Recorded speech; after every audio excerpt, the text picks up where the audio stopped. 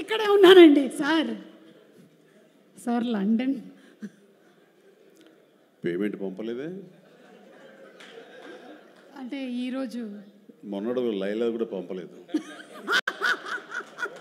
ఇద్దరి మధ్య అండర్స్టాండింగ్ అండి. తనకు వెళ్ళే చోట నా గురించి చెప్పుద్ది, నేను వెళ్ళే చోట తన గురించి చెప్తాం. ఆ రకంగా ఒకళ్ళు కోఆపరేట్ చేసుకుంటూ వచ్చి మొత్తంలో పంచుకుంటాం. అది వేరే విషయం.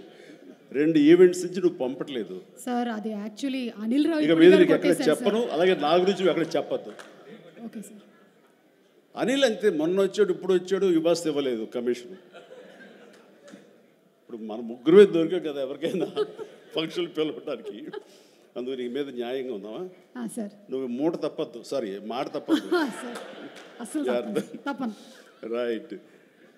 అంటే మొన్నే ఆ ఫంక్షన్కి వెళ్ళాము, మళ్ళీ ఈ ఫంక్షన్కి నేను తప్ప ఎవరు లేరా అని మీకు అనిపించవచ్చు.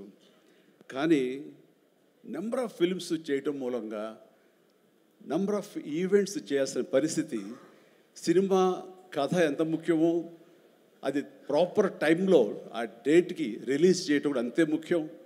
మంచి థియేటర్లో రిలీజ్ చేయటం అంతకంటే ముఖ్యం. అన్నిటికీ మించి సినిమాని ప్రమోట్ చేయటం, ప్రేక్షకుల గుండెల్లోకి తీసుకువెళ్ళటం, వాళ్ళ మైండ్లో ఈ సినిమా గురించి చెప్పడం అది చాలా చాలా ప్రధానమైపోయింది. ఈ మధ్యకాలంలో అత్యంత అద్భుతంగా ప్రమోషన్ చేసింది అనిల్ రావిపూడి.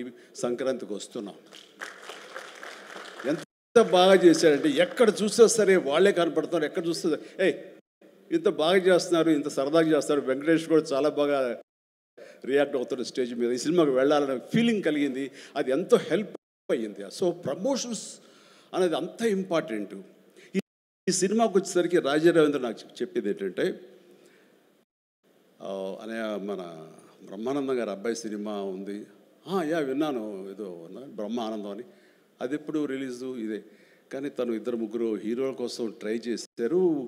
వాళ్ళిద్దరూ రాలేని పరిస్థితిలో ఉన్నారు. నేనే కొంచెం కోఆర్డినేట్ చేస్తాను. ఇప్పుడు ఎవరు హీరో వచ్చే పరిస్థితి లేరు. ఎవరో ఒకళ్ళు మెయిన్ హీరో వస్తారు కానీ సినిమా లేదు. మొత్తం డల్ అయి ఉన్నారు.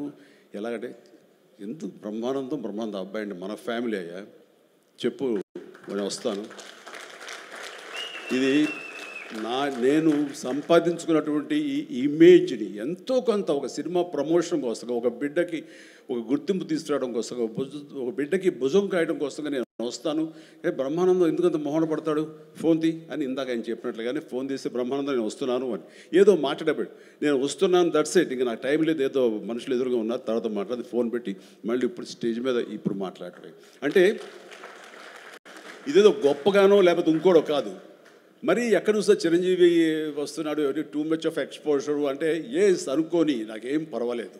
నా ఇమేజ్, నా మాటకి నమ్మి కొంతమంది సినిమా బాగుంటే చెప్తాడు, ఈ సినిమాని చూడమని చెప్తున్నాడు అని ప్రేక్షకుల్లో ఆ గుడ్ విల్ ఉంది. కాబట్టి ఆ గుడ్ విల్ని, ఆ ఇమేజ్ని వాడి ఒక సినిమాకి, ఒక బిడ్డకి అది భవిష్యత్తుకు ఉపయోగపడుతుంది అనుకుంటే కనుక ఖచ్చితంగా నేను దాన్ని వెచ్చిస్తాను, దాన్ని స్పెండ్ చేస్తాను, దాన్ని ఖర్చు పెడతాను.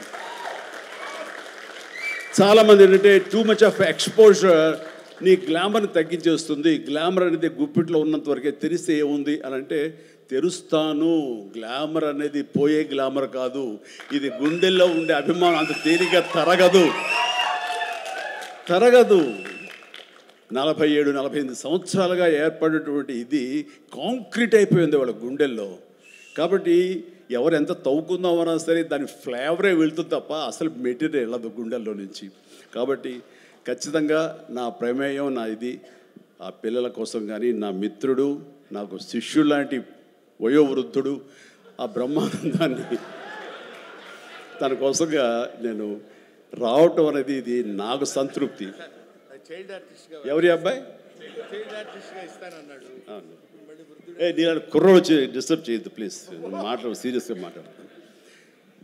ఏమంటే ఈ చంటబ్బాయి షూటింగ్ జరుగుతుండగా మనందరం బ్రహ్మానందం ఈ సినిమా గురించి మాట్లాడుకోవాలి. కానీ ఇక్కడ ఉన్న ఆత్మీయత, ఆప్యాయత, ఆత్మీయులు చూస్తుంటే కనుక గతం గుర్తుకొస్తుంది, చెప్పకుండా ఉండలేకపోతున్నాను.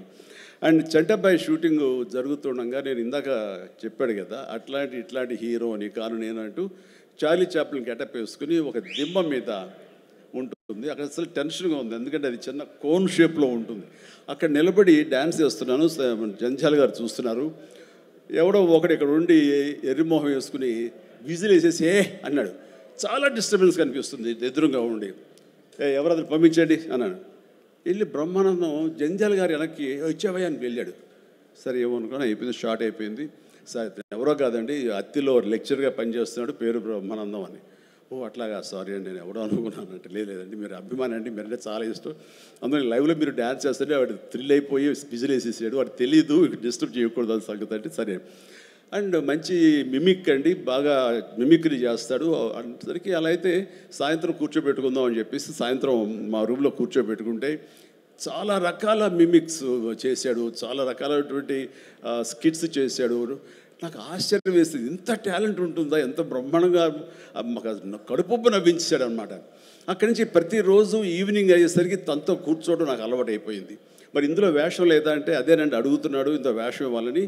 ఏదో చిన్న క్యారెక్టర్ ఏదో ఇచ్చాను నేను, అది ఇంకా సినిమా రిలీజ్ అయ్యే పరిస్థితి లేదు. అండ్ ఇక్కడే స్టూడియో దగ్గర జరుగుతుంది కదా, రా అని పిలిచానండి, మనకు సరదాగా కాసేపు టైం స్పెండ్ చేయొచ్చు. కానీ ఒక క్యారెక్టర్ ఇవ్వండి అంటే ఇస్తాను సార్, ఒక రన్నింగ్ క్యారెక్టర్ ఉంది సినిమా అంతా, అది ఇస్తాను అన్న. ఆశ్చర్యపోయాడు, నాకు రన్నింగ్ క్యారెక్టర్ ఈ సినిమాలో ఓ అనుకున్నాడు. అది సరిగ్గా నేను కూడా నమ్మాను, రన్నింగ్ క్యారెక్టర్. ఆయన చాలా చతురుడు జంజాల గారు. సో షార్ట్ పెట్టారు. ఫోర్గ్రౌండ్లో రామకృష్ణ బీచ్కి యువతల వైపు, రామకృష్ణ బీచ్ ఒక 400-500 యార్డ్స్ దూరంలో ఉంటుంది. సముద్రం ఒడ్డు, దాని తర్వాత రోడ్డు తర్వాత యువతల బిల్డింగ్లో మేము. సో నేను ఇంకో క్యారెక్టర్ మాట్లాడుకుంటుంటాం. ఆ మనిషికి ఎర్రటి చొక్కా వేశారండి, ఎరుపు చొక్కా. దూరంగా వెళ్ళండి బ్రహ్మానందం గారు, మీరు వెళ్ళి పరిగెత్తుకుంటూ రెండు యాక్షన్ చెప్పిన తర్వాత ఇక్కడ ఆగండి అని ఏదో మార్క్ వేశారు. అక్కడికి వచ్చి అమ్మయ్య అని ఏదో డైలాగ్ చెప్పండి అన్నారు. అలాగే సార్ యాక్షన్ అన్నారు. బ్రహ్మానందం పరిగెత్తుకుంటూ వస్తున్నాడు. ఈలోగా మేము చేసిన సీన్ మేము చేసిన తర్వాత కట్ సార్ వెళ్ళిపోదాం అన్నారు. అని ఇంకా వస్తూనే ఉన్నాడు. మేము కెమెరా తీసుకుని వెళ్ళిపోయాం. అక్కడికి వచ్చి ఆగిన తర్వాత ఎవరు లేరు అక్కడ. ఇలా చూస్తాడు ఎరుజుపులు. సార్ అదేంటి సార్, నన్ను రమ్మన్నారు, అంత వెళ్ళిపోయారండి సార్, రన్నింగ్ క్యారెక్టర్ అయ్యా ఇది అయిపోయిందిగా అన్నాడు. రన్నింగ్ క్యారెక్టర్ ఇదే సార్, సినిమా అంతా రన్ ఉంటుందేమో అనుకోండి, అంటే త్రౌట్ క్యారెక్టర్ రన్నింగ్ క్యారెక్టర్ అంటాం. అది అనుకున్నాను సార్ అని ఆ చొక్కా రంగు ఏ వేశారో మొహంలో అదే కనిపించింది, ఆ ఎరుపుదనం. ఆయన బహుశా ఆయన మొహం ఎరుపు చేయడం కోసమేమో తెలీదు, ఆ ఎరుపుదనం కోసం ఎర్ర చొక్క వేశారు. అట్లాగా అది మొదలు. అక్కడి నుంచి ప్రతిరోజు అతను ఏడిపించడం, మేము సరదాగా రిక్రియేట్ అవ్వడం, రిక్రియేషన్ అతను మాకు. అలా అయిన తర్వాత షెడ్యూల్ అయిపోయిన తర్వాత నాకు అనిపించిందండి, అది చెప్పాల్సింది, ఇంత టాలెంట్ ఉన్న మనుషులు ఇట్లాగే ఉండిపోతే ఇక్కడే అణగారిపోతారు, ఇక్కడే కనుమరుగైపోతారు. ఇది చెన్నై తీసుకెళ్తే దెన్ మెడ్రాస్ తీసుకెళ్తే మనతో పాటు ఉంచుకుంటే మనకున్న పరిచయాలకు అందరితో పరిచయం చేస్తే ఇలాంటి టాలెంట్